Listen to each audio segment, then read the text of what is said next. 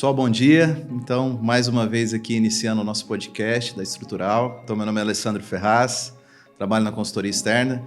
Hoje a gente está recebendo aqui o Dr. Marcelo Diniz, sócio, diretor e proprietário do Marcelo Diniz Advogados, né? Então, uma pessoa bastante influente na área tributária, uma pessoa que participa de discussões quando o assunto é tributação no Paraná e no Brasil. Então, a gente tem aqui o privilégio de ter ele conosco e seja muito bem-vindo, Dr. Marcelo. Eu que agradeço pelo convite. Para mim é uma honra estar aqui em Arapongas, participando deste episódio, né, do podcast da Estrutural Contabilidade.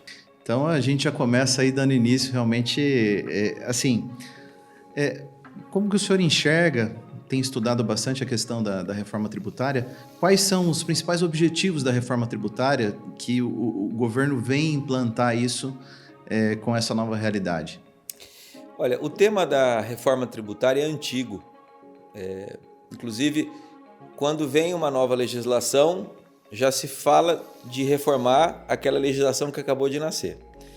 Então, quando a Constituição de 88 foi promulgada, com alguns anos de vigência, já se defendia uma reforma tributária. Então, todos nós sabemos a sedução pelo novo. Todos nós queremos algo novo, todos nós criticamos a realidade e almejamos algo melhor. Então, a tônica das reformas, ela é recorrente. Então, na história brasileira já aconteceu várias reformas tributárias. E é preciso esclarecer que eu posso ter reforma tributária no nível da Constituição da República, como é o caso da reforma tributária em questão, mas eu também posso ter reformas tributárias no âmbito da legislação tributária. Na década de 90, por exemplo, houve muitas reformas tributárias, mas num nível abaixo, no nível da legislação tributária. Se nós analisarmos bem, praticamente toda a legislação do imposto sobre a renda que a gente aplica é da década de 90. Puxa pela memória o número das leis, que você vai verificar que é da década de 90. Então, existem várias formas de se reformar. Uma reforma também, assim como a gente pode reformar o nosso carro, a nossa casa, ela pode ser estrutural, ela pode ter uma relevância muito grande, como ela pode ser pequena. Eu posso reformar uma cadeira, como eu posso reformar todo esse ambiente. Essa reforma tributária em questão, a reforma tributária que foi positivada pela Emenda Constitucional 132, ela tem um propósito bastante ambicioso. Então, é uma reforma tributária estrutural. Não por acaso, existem críticas a essa reforma tributária justamente com a seguinte afirmação. Ora, então, para eu poder reformar esse quarto, essa sala, eu vou precisar derrubar a casa? A reforma tributária em questão, ela não agrada todos os setores, não agrada todos os especialistas. Há muitas críticas, até porque existe uma frase que não tem um autor conhecido, mas que é muito ventilada na internet, de que tributo bom é tributo velho. Então, esses três novos tributos que estão sendo criados, há muita gente que critica. Para que criar três novos tributos? Se nós estávamos acostumados com o ICMS, com o ISS, com o IPI, com a contribuição PIS e contribuição COFINS. Qual a necessidade de se derrubar tudo o que foi feito e se criar outros tributos no lugar? Existe essa crítica. Porque o que as pessoas querem, precisam, é de estabilidade. Os investidores, os empreendedores, os empregadores, os geradores de riqueza querem estabilidade. Então, de repente, optou-se por derrubar, né, esses tributos, que são tributos que estão aí na nossa vivência há muitas e muitas e muitas décadas, e de repente eles vão desaparecer. Claro que não é bem de repente, porque tem um período de transição. E esse é um período de transição longo, inclusive. Por outro lado, existe a sustentação de que o Brasil precisa se inserir num contexto mundial. E num contexto mundial, o IVA, o Imposto sobre o Valor Agregado ou Imposto sobre o Valor Adicionado, ele prevalece nas principais economias mundiais. Então, também existe esse ponto de que o Brasil precisa se adaptar, né, a esse cenário mundial, para que o Brasil possa criar um ambiente de negócios que seja atrativo para o capital estrangeiro, e os estrangeiros estão acostumados com o IVA, e o Brasil não tinha propriamente um IVA. Então, se defende de que a criação de um chamado IVA dual, o IVA dual, de acordo com a Emenda Constitucional 132, ele se bifurca em 2 tributos: o Imposto sobre Bens e Serviços e a Contribuição sobre Bens e Serviços. Isso é o nosso IVA dual. A Constituição estabelece que esse IVA dual ele deverá ter as mesmas regras.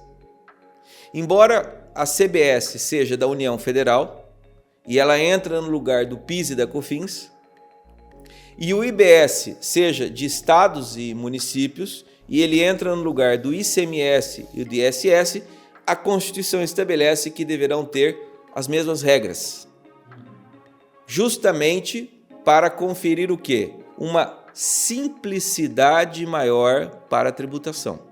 E simplicidade maior da tributação significa que as pessoas entenderão melhor a legislação, que as pessoas terão um comportamento uniforme, porque uniforme deverão ser as legislações desses 2 tributos.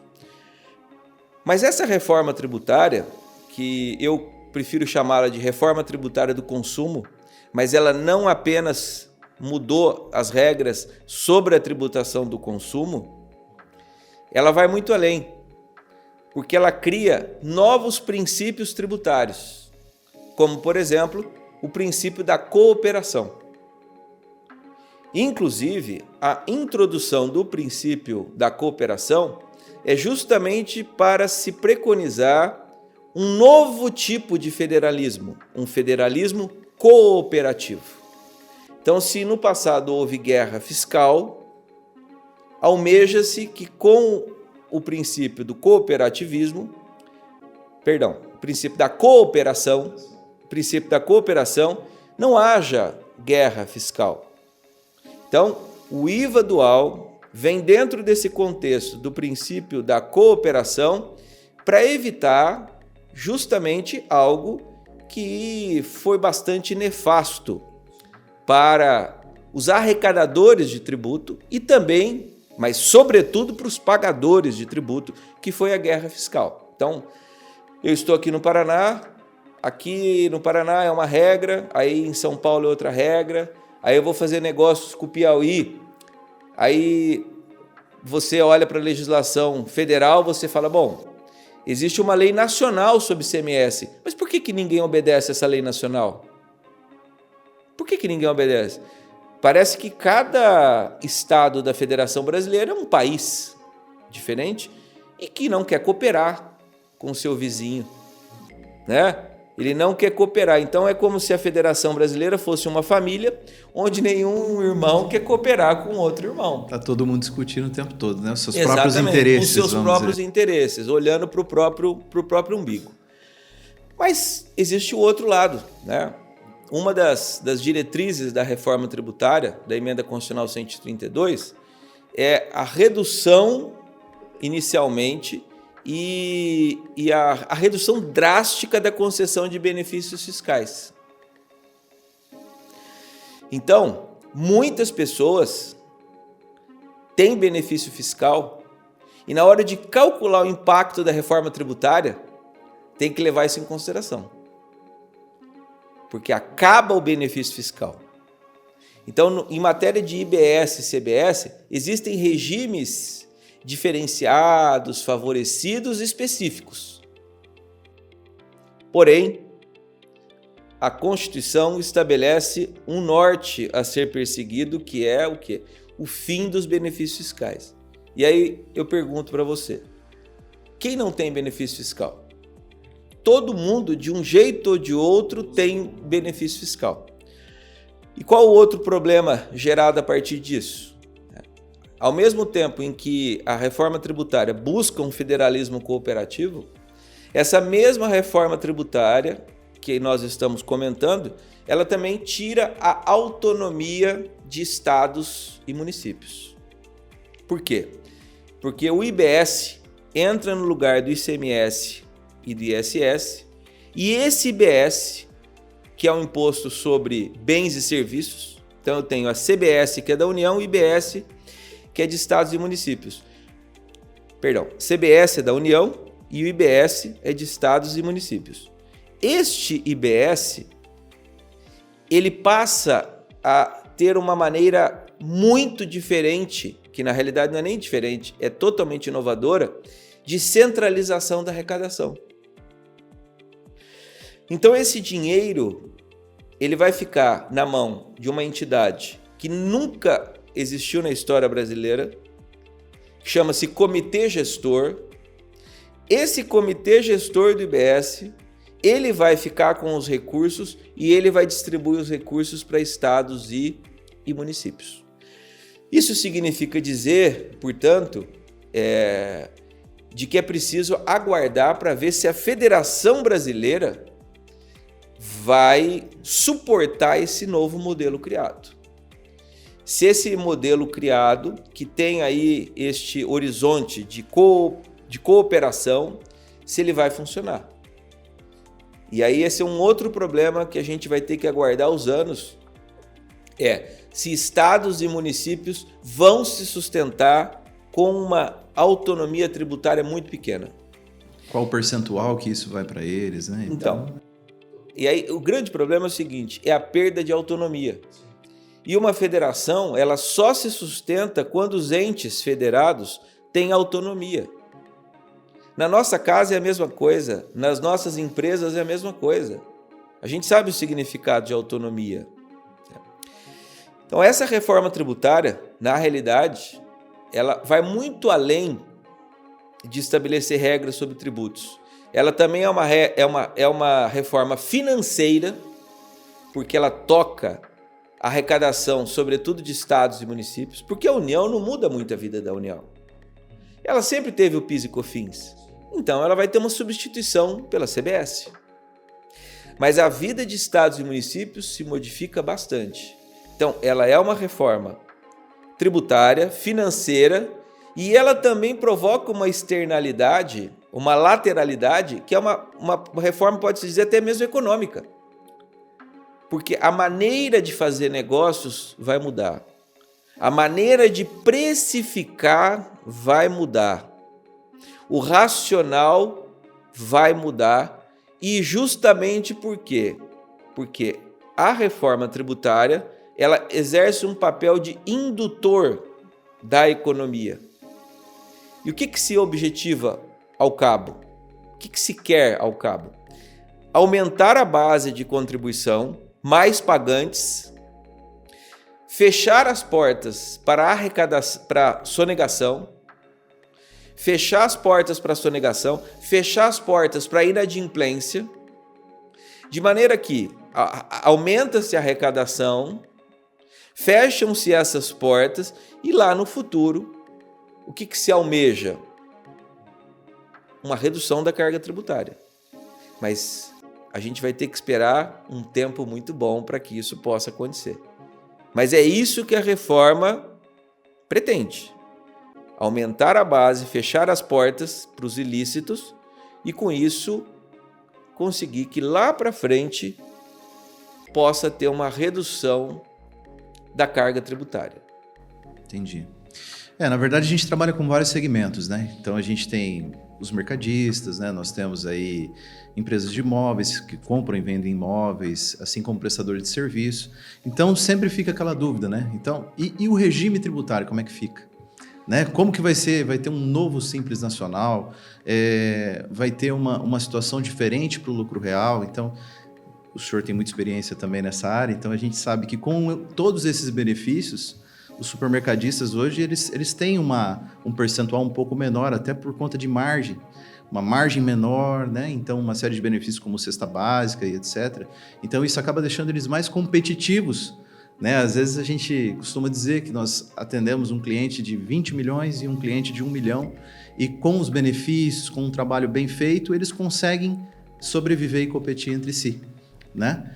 Com essa perca de benefícios, tem mais ou menos uma ideia de que nessa primeira arrancada agora, que em 2026 já inicia um experimento, né, uma ferramenta, o senhor comentou sobre a questão de diminuição de imposto, mas a previsão a curto e médio prazo é de diminuição ou de aumento de imposto nesses próximos anos aí? O que o senhor enxerga? Eu vou começar pela conclusão, depois eu vou apresentar aí as premissas dessa conclusão.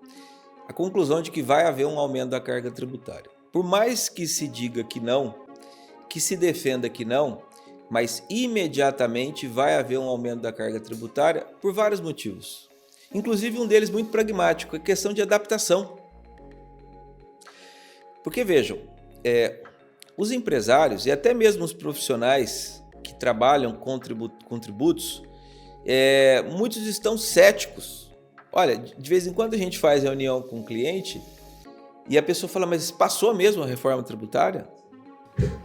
Mas não tem mais volta, né? Não, isso aí não vai acontecer, não. Isso aí fala lá na internet, mas isso é fake news. Enfim, fala-se sobre tudo, né?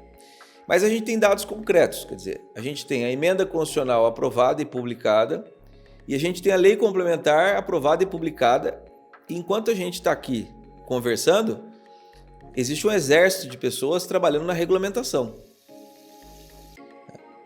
Então, quer dizer, a reforma tributária, a não ser que aconteça algo assim muito profundo aqui no sistema político brasileiro, ela vai acontecer. Se ela vai pegar, a gente não sabe. Sim. Se ela vai ter mudanças no decorrer do caminho, a gente também não sabe. Se será necessário retroceder em relação a alguns pontos, a gente também não sabe. Porém, a reforma tributária já aconteceu e ela vai se tornar realidade muito em breve. E eu vejo que existem muitas empresas que trabalham com contratos de longo prazo. Essas empresas que trabalham com contratos de longo prazo, elas têm que se mexer rapidamente para poder se adaptar, porque daqui a 7 anos, 8 anos, se a reforma tributária pegar, ela vai estar pegando fogo, né? Porque existe todo um período de transição, mas vai chegar uma hora que o IBS, CBS, eles entram no lugar do ICMS, PIS, COFINS e ISS de uma forma muito contundente. O setor que você mencionou, o setor de supermercados, eu vejo que eles, por um lado, eles não vão ter tanto sofrimento. Por quê? Normalmente, esse segmento, a não ser quando são negócios pequenos, eles optam pelo lucro real. E aqui eu vou, inclusive, muita gente pergunta, tá, mas vem cá, como é que vai ser assim, na prática, a reforma tributária? Então, a reforma tributária, ela tem um dos seus fundamentos, é a não cumulatividade. E, inclusive, é a não cumulatividade plena. Ou seja, quase que tudo vai dar crédito. Quase que tudo vai dar crédito. Por que vai dar crédito? Porque o Brasil abandona o modelo do crédito físico e passa a adotar o modelo do crédito financeiro. Então, aquilo que hoje não acontece no ICMS e no PIS e no COFINS, porque a legislação vai cortando, isso não dá crédito. Isso não dá crédito. Crédito isso pode, limitado, isso não muitas pode. vezes, né? Crédito limitado. Sim. Então, a reforma tributária, ela promete acabar com isso. Então, você vai ter uma não cumulatividade plena. Então, alguns clientes, eles querem ir direto ao ponto. Falam assim, olha, sabe como é que funciona o lucro real? Então, o IBS e CBS vai ser meio que um sistema do lucro real. Por quê? Porque a contabilidade vai ter que estar muito atenta aos inputs que a empresa tem, aos pagamentos que a empresa tem, Porque esses pagamentos que ela faz vão gerar créditos. Porque em relação àquilo que sai, que são os outputs, ela já sabe como é que funciona. Mas o que vai mudar é o input. E a gente sabe que tem muitos setores que optam por pagar o ICMS, por exemplo, presumido. Então nem toma crédito. Não sabe muito bem como é que é isso. Então isso muda. Então as empresas vão ter que estar muito atentas aos inputs. Inclusive, eu acredito que os profissionais da contabilidade, eles vão ser fundamentais neste momento, porque alguns setores da contabilidade que são esquecidos, abandonados, eles vão voltar. A contabilidade industrial, a contabilidade de custos, justamente por quê? Porque a formação de preços vai mudar, vai haver uma modificação na formação de preços. Em relação a esses inputs, vai precisar ter uma atenção bastante grande. E aí vejam só, né? E esse é o lado positivo que a reforma promete alcançar. O que vai acontecer? Uns dizem que vai aumentar a informalidade, porque as pessoas não vão suportar os efeitos da reforma e vai aumentar a informalidade. Mas a grande questão é o seguinte: como se vive hoje fora do sistema bancário? Tem muita gente que, inclusive, pensa que Pix é dinheiro. E tem muita gente que não paga tributo sobre valores recebidos de Pix, acreditando que o Pix é a mesma coisa do dinheiro. Não, meu amigo. Ele entra na conta corrente e aí a fiscalização tributária tem conhecimento do que acontece na tua conta corrente. Não se iluda. Então, eu não acredito que vai aumentar a informalidade, porque hoje em dia é muito complicado você imaginar as pessoas trabalhando com dinheiro vivo, porque daí para você trabalhar na informalidade você tem que ter dinheiro vivo mesmo, né? Quer dizer, mas isso é uma coisa que pode acontecer, porque se a reforma apertar demais o setor produtivo, evidentemente que as pessoas vão ter que encontrar válvulas de escape. Então, pensando que tudo vai acontecer de uma maneira positiva, em razão desses créditos que serão gerados, isso vai significar o quê? Um círculo virtuoso. Por quê? Todo mundo vai ser chamado para formalidade. Olha, você não me dá crédito, eu não vou fazer negócio com você.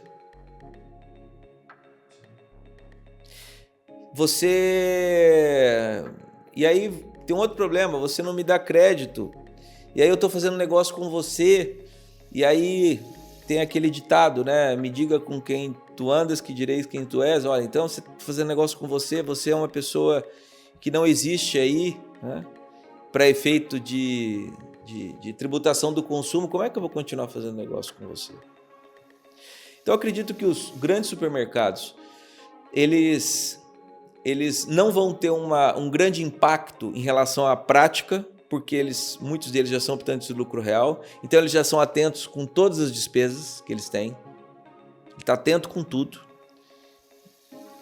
Agora, outros segmentos que as pessoas são desatentas com relação aos inputs, né? Essas empresas têm que ficar atentas e têm que, inclusive, mudar a sua mentalidade, né? Tem que mudar a sua mentalidade, porque muitas pessoas acreditam o seguinte: eu estou no lucro presumido. Então a reforma tributária não me pega, porque eu estou no lucro presumido. Não, isso é errado. Quer dizer, você pode estar no lucro presumido e você vai estar sujeito ao IBS, a CBS não cumulativo. O senhor acabou de comentar, né? Ele cai a presunção desses impostos, né? Exatamente. E, na verdade, assim, essa reforma ela não mexe no imposto sobre a renda.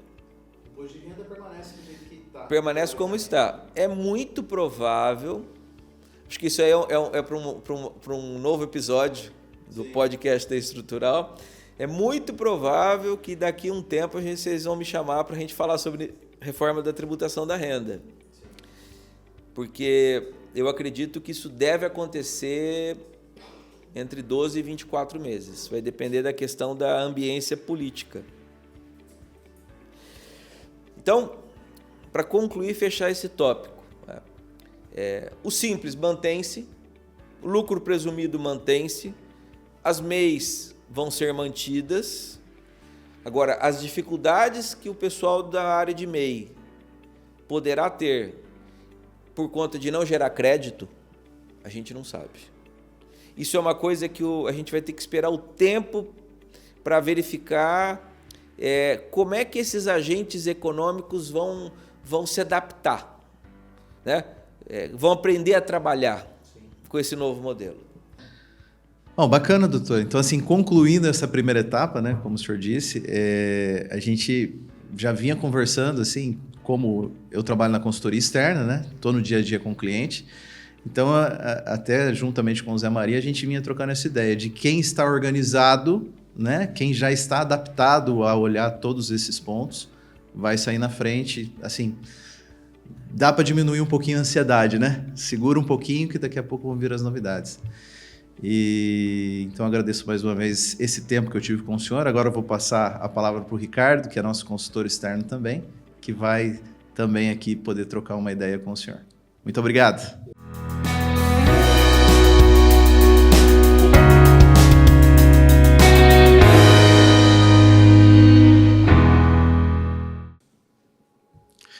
Doutor Marcelo, primeiramente agradecer o seu tempo, o seu conhecimento que nos traz aqui, que a gente pode estar repassando isso para os nossos clientes, para todo o público que vai assistir esse podcast, né? E assim, fico muito feliz de estar contando com você nesse momento aqui, que é um excelente profissional onde a gente confia nas informações dadas pelo senhor e pela experiência vasta que você tem nesse campo, né?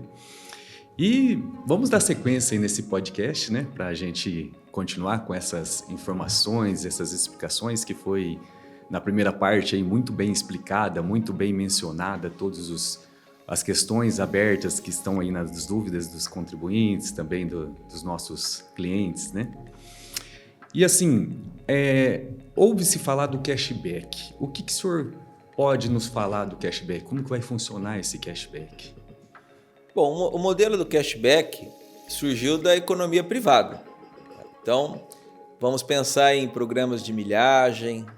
Hoje você vai numa loja, aí você gasta X reais, de repente você recebe uma mensagem no seu celular, olha, você tem um cashback de R$30, de R$20, vem aqui. Então, é algo isso funciona muito bem na economia privada, porque é uma forma de fidelização, né? É uma forma de você restituir para o cliente, né, aquilo que o cliente deu de receita.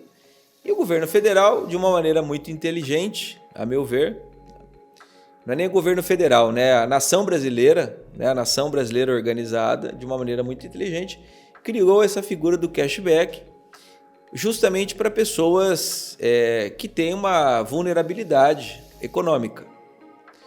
A promessa é de que vai ser algo muito interessante e o cashback, inclusive, ele entra numa linha de justiça tributária. Conforme eu disse, a reforma tributária do consumo, ela não tratou apenas do consumo, ela tratou do IPVA, ela tratou do ITCMD e ela criou novos princípios tributários. Então, uma das críticas que sempre foi dirigida à tributação do consumo é a seguinte: bom, você tem capacidade contributiva para comprar esse copo e você ganha X salários mínimos. Mas acontece que uma pessoa em uma situação de vulnerabilidade econômica também precisa comprar um copo. Só que o impacto desse copo para essa pessoa com vulnerabilidade econômica é muito diferente. Então a crítica que era dirigida era justamente essa: olha, que tributo é esse? Isso não é justiça tributária. Uma vez que eu estou tirando, né, de uma pessoa que tem muito pouco, para que essa pessoa possa consumir, e consumir significa dignidade. Ter acesso a alimentos é uma questão de vida e de dignidade. Roupas, itens que são essenciais. Não é por acaso que a Constituição da República assegura a todas as pessoas o acesso a itens básicos. Inclusive, ela diz que o salário mínimo tem que dar cobertura para uma série de coisas, como moradia, como alimento, como vestuário e assim por diante, que é o essencial. Então, a maneira encontrada pelo legislador da reforma tributária foi, devolva para aquela pessoa que tem uma vulnerabilidade econômica um pedaço daquilo que ela pagou de tributos, IBS e CBS, sobre aquele item que ela consumiu. Bom, como que isso vai funcionar? Boa pergunta. Eu tenho a previsão na Constituição, eu tenho a previsão na Lei Complementar 214, mas será necessária a regulamentação. E aí eu aproveito para mencionar um ponto muito importante, que é o seguinte. Quando foi idealizada essa mudança na Constituição, acreditou-se que essa mudança ela pudesse dar certo, ou poderia dar certo, justamente por conta do fato de que o Brasil ele é um país altamente conectado. O brasileiro gosta de tecnologia. O brasileiro gosta de PC, gosta de smartphone, ele gosta do Instagram, o brasileiro gosta. O brasileiro hoje em dia é um grande consumidor online. E o Brasil tem o Pix, que é uma criação nacional, me parece que já existia em alguns outros lugares do mundo, não me recordo agora com exatidão, mas me parece que na China já existia uma moeda semelhante ao nosso Pix. Então, como o Pix deu muito certo, então é possível se implantar uma reforma tributária tecnológica. Então, cashback, o split payment, acredito que vocês vão acabar dirigindo uma pergunta, porque as pessoas têm muita curiosidade de entender o que significa isso, né? As obrigações tributárias acessórias, escrituração. Então, o Brasil já é um país avançado nisso. A gente tem nota fiscal eletrônica, a gente tem escrituração contábil digital, e não é de hoje. O Brasil ele tem um modelo muito interessante que é do Simples Nacional, que já significa um compartilhamento da União com estados e municípios. Então, vamos dizer que o legislador da reforma ele foi olhando essas coisas todas e foi apostando, e, portanto, ele está apostando que vai dar certo. Por que vai dar certo? Porque, o Brasil tem um histórico legal. Então, nós vamos ficar muito dependentes da tecnologia. Vão ser criados cadastros justamente para controlar uma série de tópicos que são tratados e, notadamente, o cashback. Muito interessante, né? As empresas e o consumidor final, você acredita que em 2026 já vão sofrer algumas mudanças importantes? 2026, não acredito que haverá um impacto no sentido nem macroeconômico e nem microeconômico. Eu realmente não acredito. Acredito que 2026 deva ser o que deveria ser 2025, o ano do diagnóstico. O ano da chamada para a realidade. Olha, vai mudar mesmo, viu? Você tem que fazer um diagnóstico, você tem que rever os seus custos, você tem que rever o seu preço, você tem que rever para quem você vende, para quem você compra, você tem que rever o seu aparato tecnológico. Hoje em dia está muito escasso, mas tem muita gente que ainda toca os seus negócios como se a tecnologia não fosse essencial para que ele desenvolvesse. Realmente. Então, eu acredito que vem o 2026 vai ser um ano de preocupação na área de formação de preços, custos, revisão de processos, diagnósticos. E eu vou dizer mais. Infelizmente, muitas empresas não vão continuar depois da reforma. O que inclusive, em termos históricos, acontece. Porque são empresas que não vão conseguir se adaptar. Porque uma das coisas que muda, mas aí a gente vai deixar para uma próxima pergunta, né, é de que o dinheiro do tributo sai da mão do contribuinte. Hoje o dinheiro do tributo está na mão do contribuinte. Ele trabalha com esse dinheiro e com a reforma esse dinheiro sai da mão dele e fica na mão, o IBS, no caso, vai ficar na mão do comitê gestor e a CBS vai ficar na mão da União, justamente por conta dessa maneira nova de pagamento que chama-se split payment. As mudanças estão aí, então a gente tem que se preocupar muito também, né, na questão de informação para o cliente.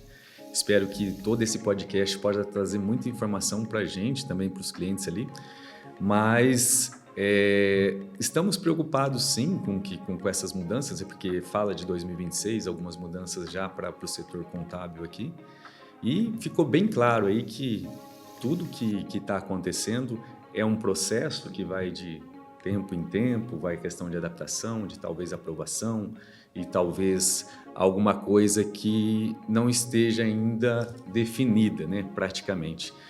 E as empresas então estão preparadas aí do lucro real, como o senhor definiu isso, né? Então, mas as do Simples também. As empresas olha, em primeiro lugar, é um ponto importante. Eu acredito que eu já mencionei, mas vou repetir porque isso é importante.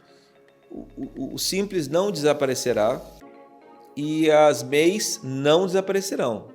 Então, vai continuar. A reforma tributária foi construída de uma maneira a integrar os optantes do Simples e os optantes da MEI. O que acontece é o seguinte: em razão da chamada não cumulatividade plena, as empresas do Simples e as MEIs, para elas poderem gerar crédito, elas vão ter que fazer pagamentos adicionais. Senão elas não vão gerar crédito.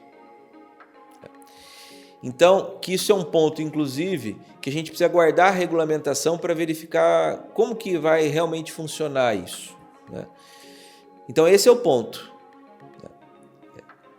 A reforma defende um ideário do seguinte: olha, é como se fosse, como na contabilidade, as partidas dobradas. Então, olha, é crédito, débito, crédito, débito. Bom, pera um pouquinho.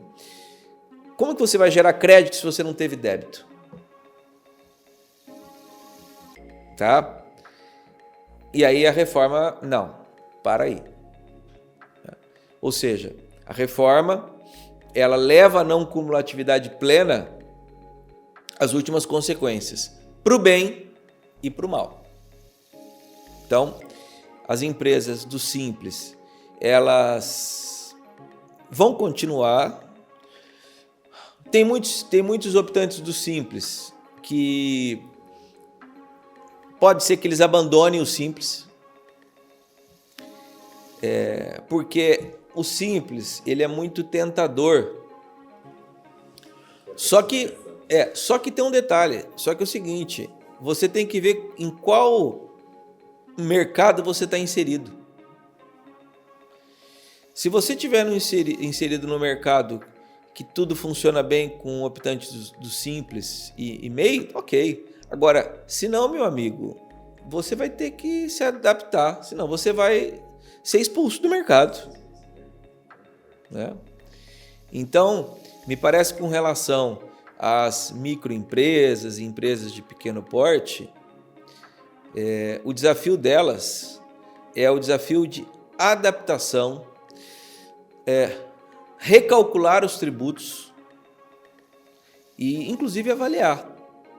Porque também tem um ponto que é o seguinte: a reforma não fala da tributação da folha de pagamentos.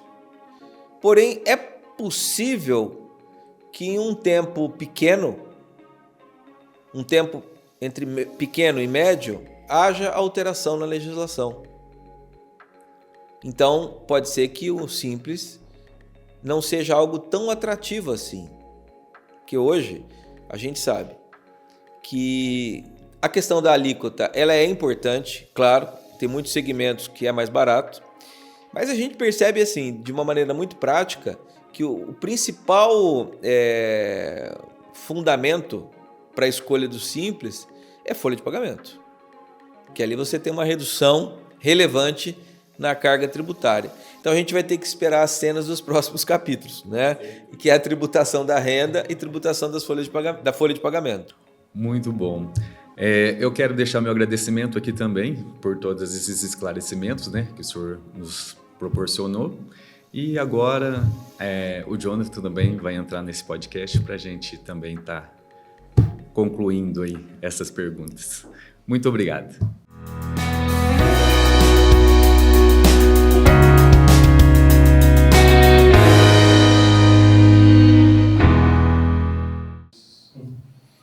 Bom dia, Dr. Marcelo. Meu nome é Jonathan, certo?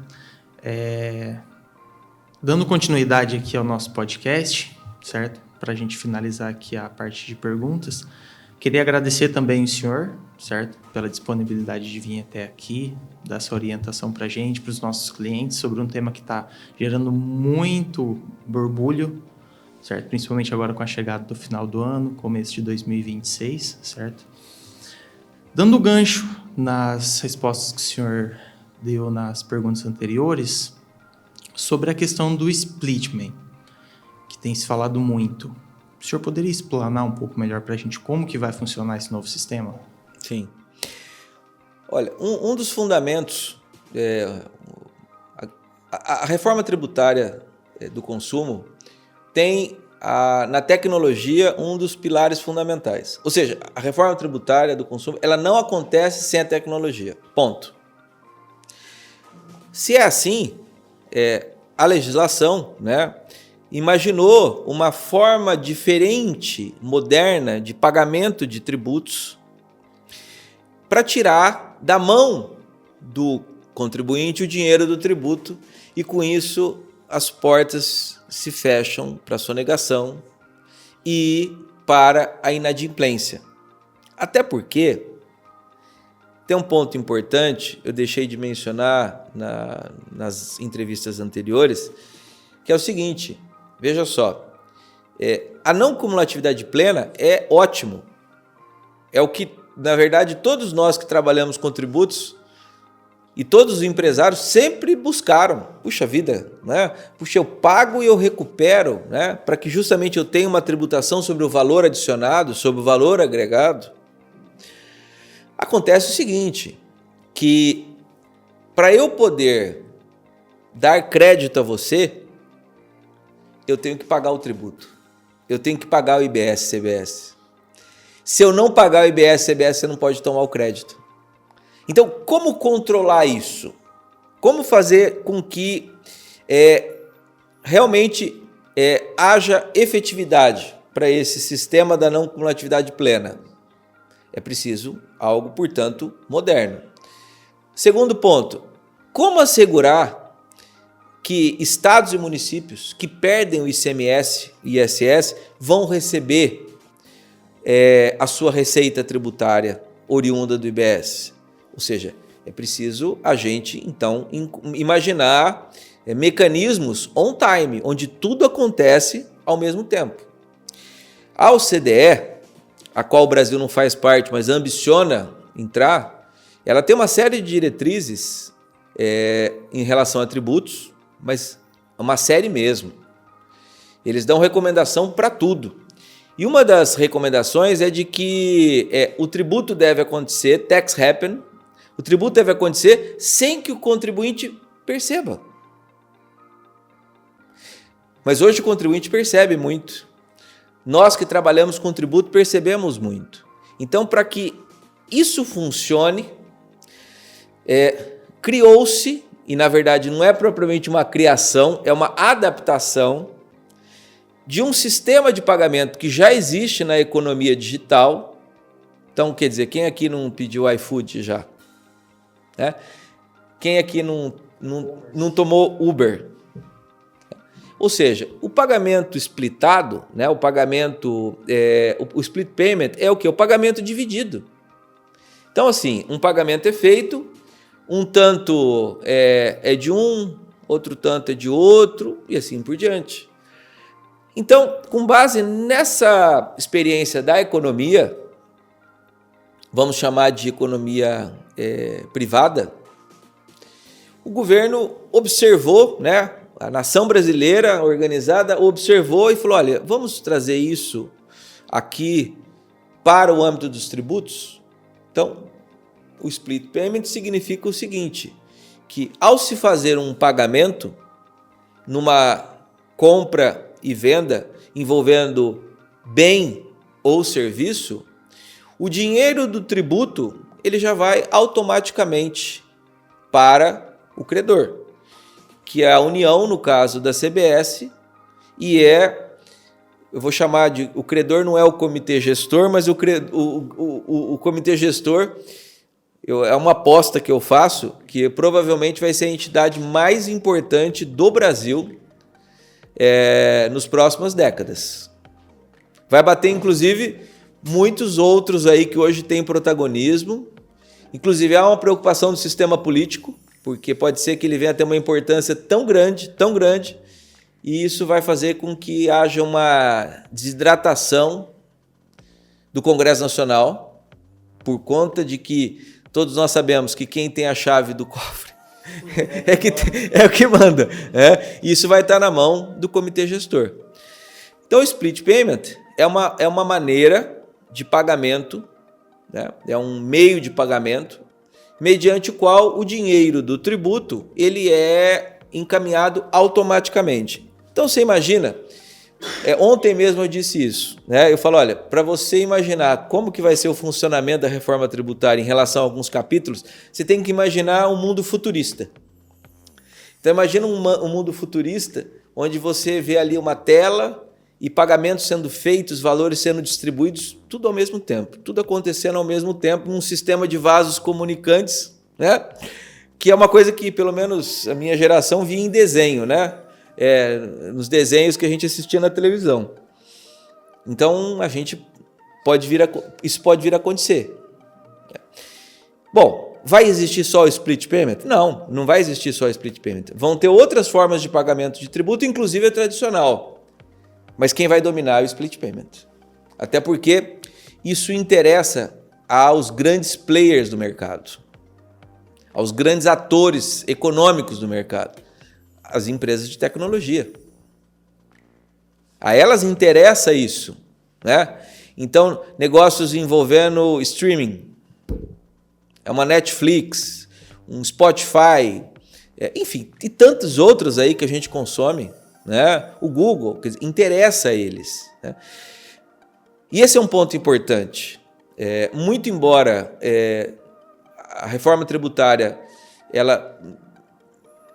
ela tem pontos de crítica e eu mesmo endereço algumas críticas no momento, mas ela tem um propósito positivo. Qual é o propósito? Adaptar o Brasil a uma economia digital. Uma economia que aquilo que a gente não toca é o que vale mais. Os bens intangíveis são os mais importantes, em que os serviços têm muita importância. E o sistema de 88, quando foi promulgada a Constituição, essa que está em vigor, aquele mundo de 88 era um mundo tangível. O que a gente conhecia? O que a gente pegava, né? Então aquele mundo lá era um mundo de átomos. Só que a economia mudou muito. Então, realmente, figuras como split payment, né? O próprio cashback que foi mencionado, é altamente positivo. Altamente positivo, mas haverá muitos desafios pela frente. Vai sofrer e aqui é o que eu costumo dizer, né? Diante de uma novidade tão impactante quanto essa, não dá para você ser o cavaleiro do apocalipse e também não dá para você dizer que a gente vai ter um oceano azul e, portanto, não vai ter chuva, tempestade, raio. Não, acho que não é nenhuma coisa nem outra, né? O que vai ser necessário é o quê? Observação, profissionalismo, testes, verificações, porque muitos, e eu já tenho escutado isso, muitos já estão pensando em sair do mercado. Eles estão achando muito difícil a adaptação.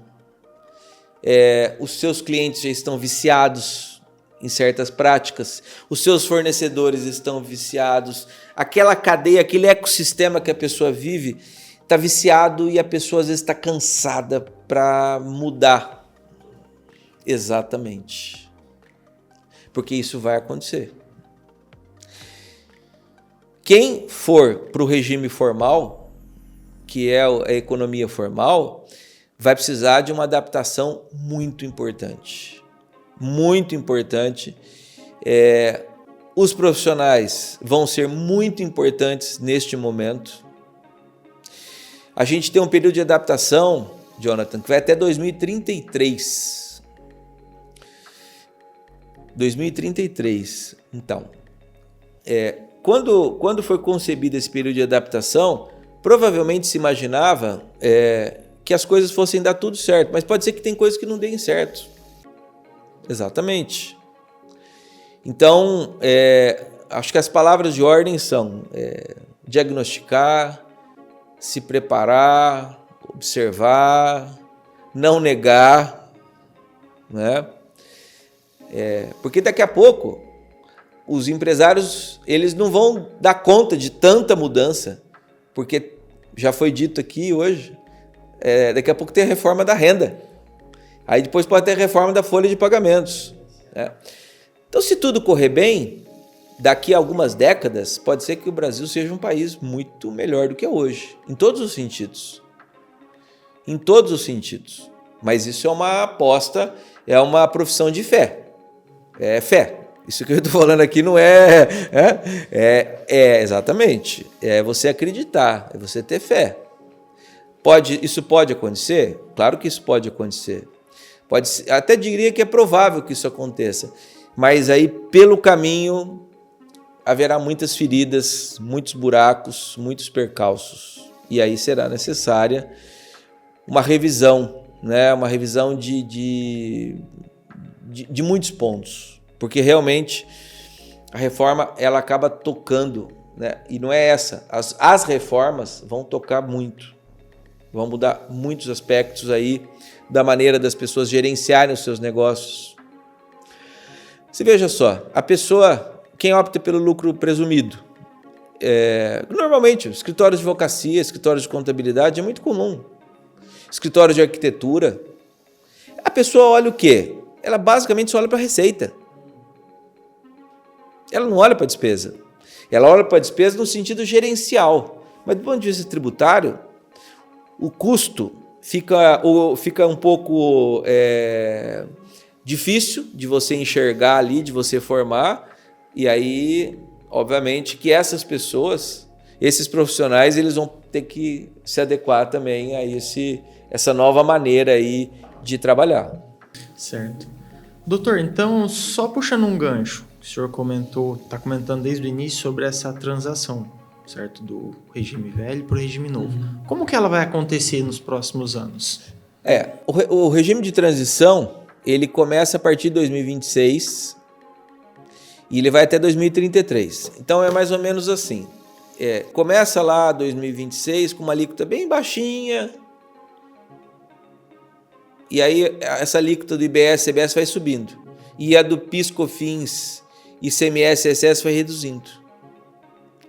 Então, durante esse período aí, nós vamos conviver com os dois sistemas, o que por si só vai ser muito desafiante.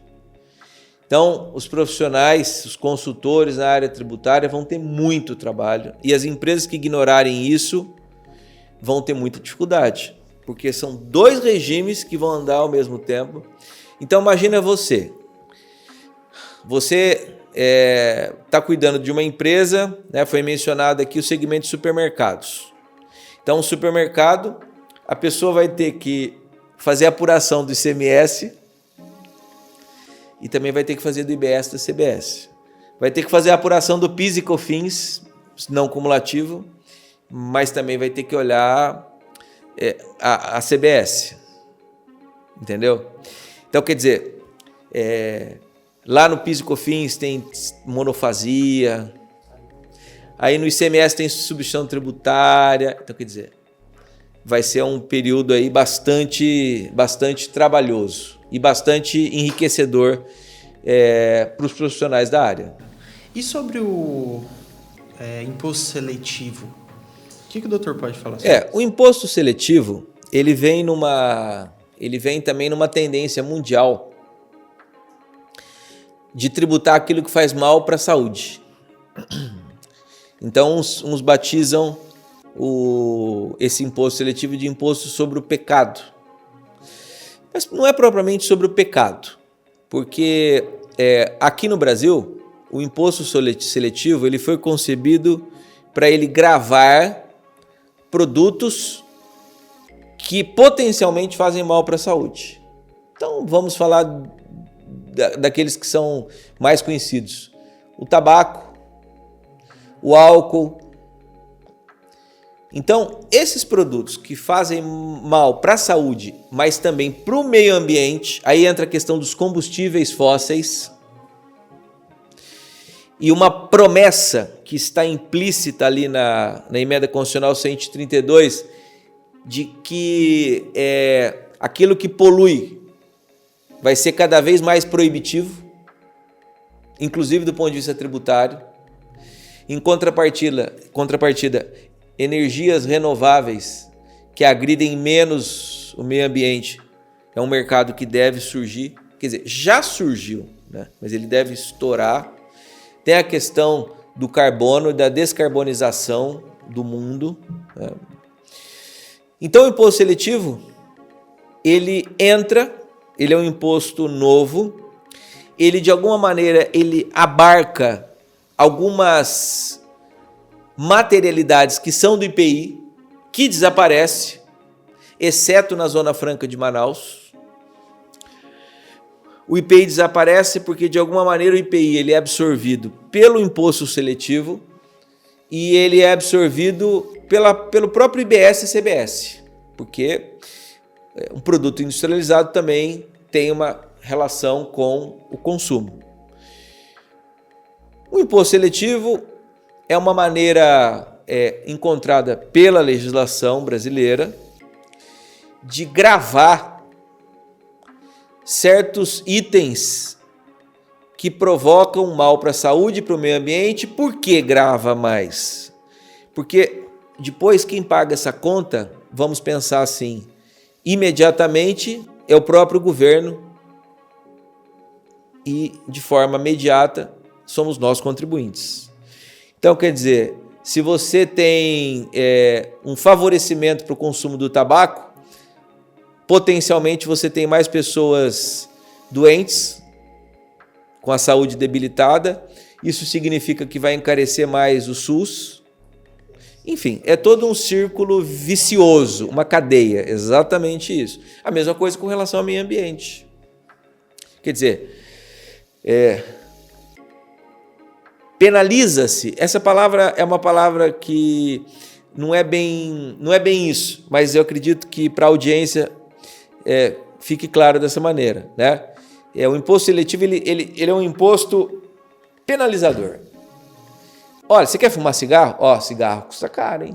Custa muito caro. Olha a tributação no cigarro. Então, assim, olha, vamos imaginar o seguinte, né? Que isso, inclusive, é algo que a emenda constitucional promete, estabelece a transparência. Então, quer dizer, o consumidor vai ter acesso ali à carga tributária daquele cigarro e fala, meu Deus do céu, né? Olha só o que é, olha o tamanho da tributação sobre esse item, né? Então, pode vir uma tributação que às vezes seja 10 vezes mais o preço, 5 vezes mais o preço, a gente não sabe. O imposto seletivo, também por ser novo, ele tem muitos desafios. Ele tem muitos desafios por quê? Porque quando a gente pensa nos tributos, a gente sempre pensa nos tributos como uma maneira de arrecadação. Então, para que serve o tributo? Para arrecadar. Mas quando você pega um imposto seletivo, ele não tem um propósito arrecadatório. É como se ele tivesse um propósito corretivo. E aí, esse nome é um nome conhecido, né? Isso a gente chama de extrafiscalidade.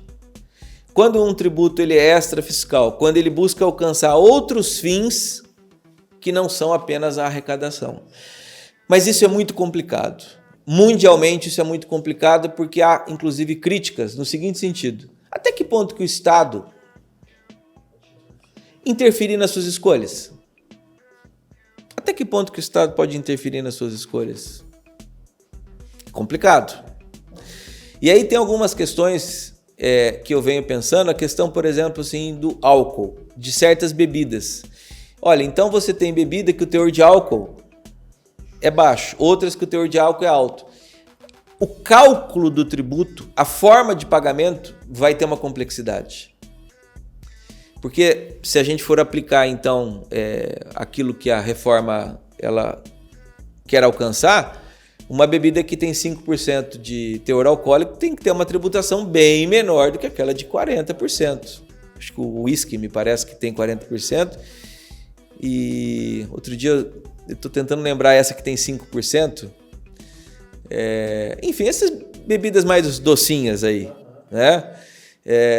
Tem um teor baixo. Então, o imposto seletivo basicamente é isso aí. Ele é um imposto que é um imposto extrafiscal, que ele tem o objetivo de corrigir condutas, de estimular comportamentos, de desincentivar outros comportamentos e que almeja tributar de uma maneira mais gravosa aquilo que faz mal para a saúde e para o meio ambiente. Mas é tudo muito complicado, porque veja a questão de bebidas açucaradas, alimentos açucarados, né? E aí vem uma outra questão que a gente precisa pensar, né? Aquilo que pode potencialmente fazer mal para a saúde pode ser fundamental para o acesso ao alimento. Então, só fazer uma comparação. Pesticida, inseticida faz mal para a saúde. Faz mal para a saúde. Tá, então quer dizer o seguinte. Então quer dizer que o mundo consegue gerar alimentos sem inseticida, sem pesticida, para todo mundo ter acesso. Então quer dizer, como é que isso faz mal para a saúde? Então, é muito complicado. Joia. Doutor, e para finalizar então, não sei se já tem algo, tá, na nova lei que diz sobre respeito, mas a respeito à holding, sobre os aluguéis que as empresas vão pagar e receber, certo? Divisão de lucro, certo? Se tem alguma coisa, a lei já traz alguma coisa sobre isso. Vamos começar da pergunta mais fácil. Por enquanto, distribuição de lucro continua isenta, porque não há nada que foi positivado em relação à tributação da renda. Então, isso continua a mesma coisa. Existe um capítulo na Lei Complementar 214 que regulamenta a tributação com bens imóveis. E ali, neste capítulo, você tem incorporação, você tem corretagem, você tem serviços de construção e você também tem a figura da percepção de aluguéis por conta de bens imóveis que são colocados no mercado, né? A pessoa não utiliza, mas ela tem lá um estoque de imóveis e ela resolve colocar para alugar. Bom, a situação muda. Então, a partir da vigência da Lei Complementar 214, as empresas que são essas sociedades holding, vamos falar então da holding patrimonial, aquela que basicamente tem bens imóveis. Então, a partir da vigência da reforma, ela vai ter que pagar IBS e CBS sobre aquilo que ela receber. Tem uma alíquota menor, tem uma alíquota reduzida, tanto para compra e venda, quanto para a percepção de aluguéis. Porque você também pode ter uma sociedade holding, e aliás é muito comum, que tem como objeto a compra e venda de bens imóveis. Então você vai ter incidência do IBS e CBS sobre essas duas situações, a compra e venda de bens imóveis e a percepção de aluguéis, mas as alíquotas são reduzidas. E as alíquotas são reduzidas basicamente por dois fundamentos.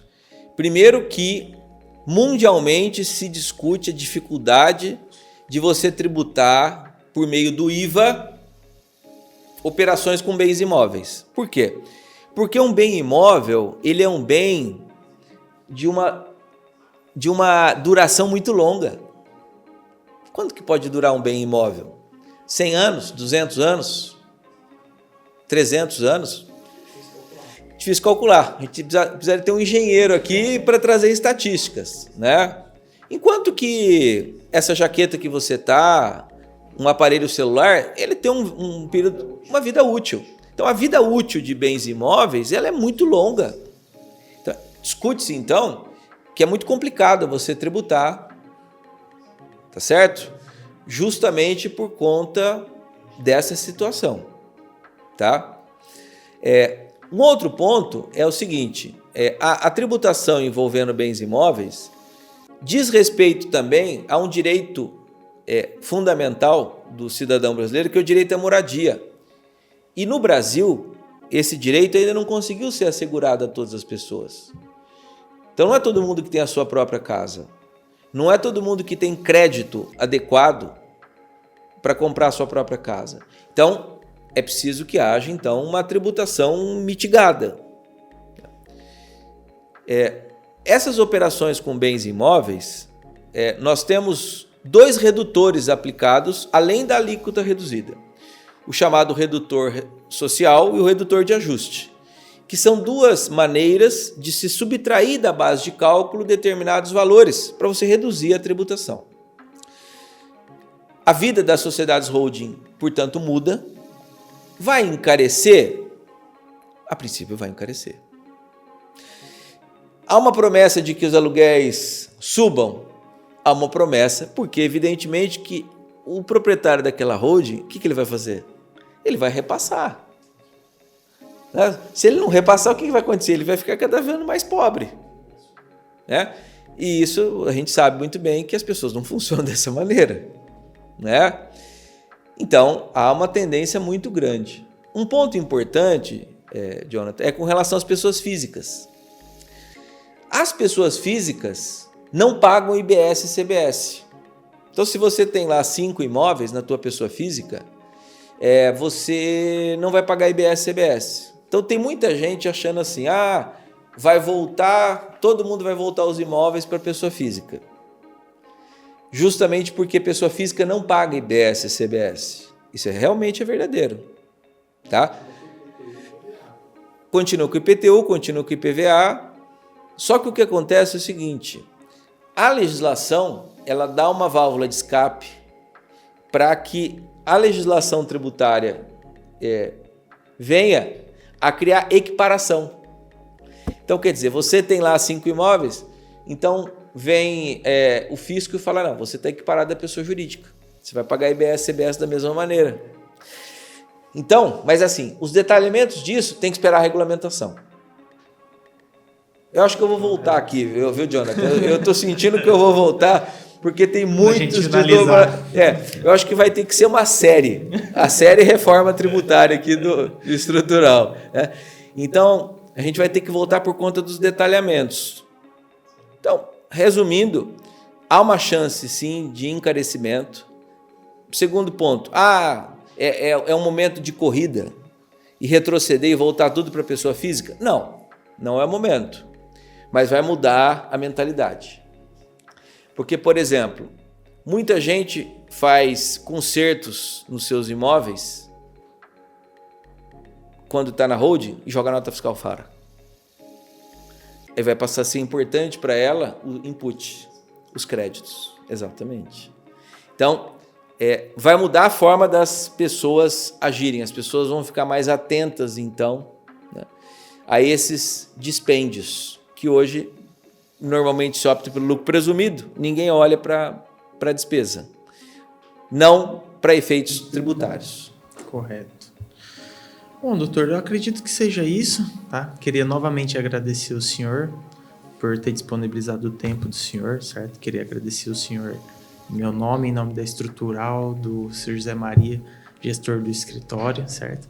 E toda a administração aqui. Muito obrigado. Muito obrigado e espero aqui que seja o primeiro, né, de uma série aí de encontros, porque de tédio a gente não vai morrer, Jonathan. Não. Ok.